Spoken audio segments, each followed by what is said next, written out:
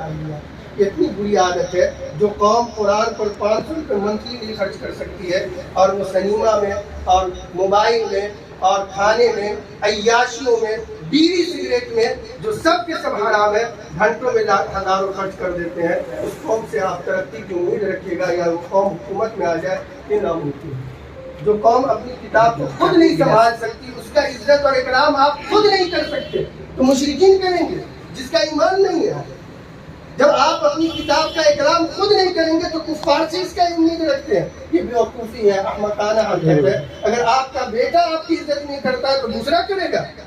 آپ خود قرآن کا اکرام کیجیے اور اکرام کا پتہ ان عمل سے پتہ لگتا ہے. اس لیے غلطی مت کیجیے کہ فیس بڑھاتے مہینہ پہ مہینہ چڑھا اور پھر نکال لیا. ایڈوانس پیمنٹ کیجیے اور مہنگائی کے حساب سے دیجیے.